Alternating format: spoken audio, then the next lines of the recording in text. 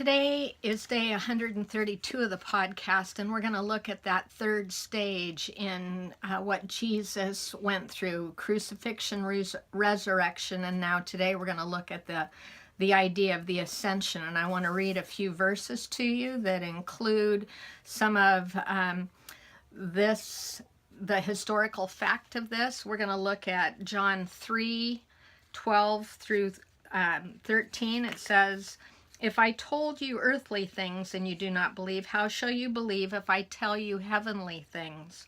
And no one has ascended into heaven but he who descended from heaven, even the Son of Man."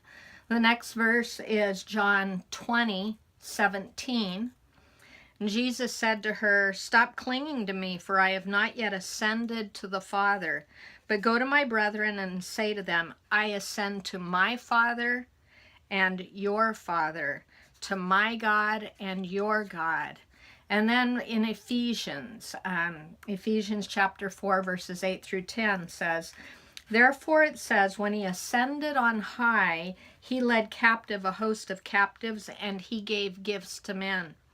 Now this expression, "he ascended," what does it mean except that he also had descended into the lower parts of the earth? He who descended is himself also he who ascended far above all the heavens, that he might fill all things.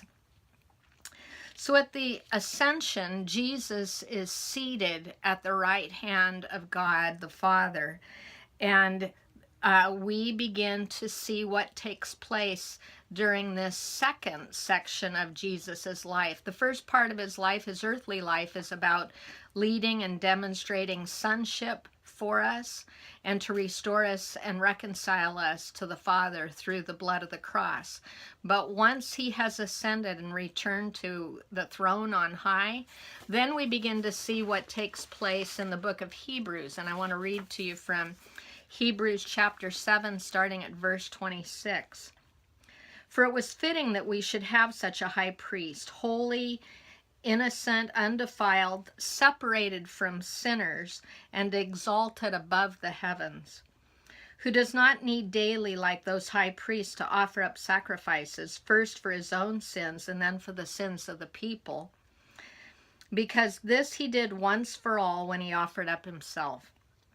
For the law appoints men as high priests who are weak, but the word of the oath, which came after the law, appoints a son made perfect forever."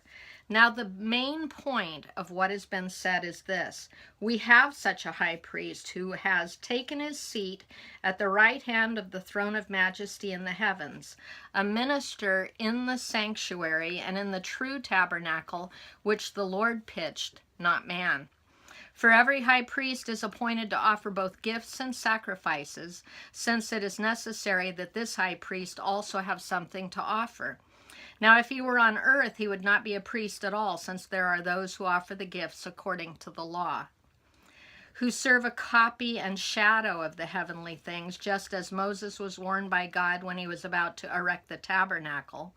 "For see, he says, that you make all things according to the pattern which was shown you on the mountain.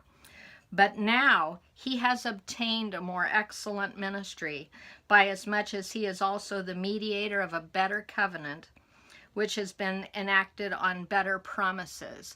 That's what takes place after his ascension, and he is once more seated in heavenly places. Now, before I came to know the Lord, I thought God had died. That's what was going around at the time, that God was dead. But I thought since he was in heaven that he was dead. It was one of the greatest experiences, the best news of my entire life, to find that Jesus was still alive and that we could know him. And the fact that he is positioned in heavenly places has everything to do with his role right now as great high priest.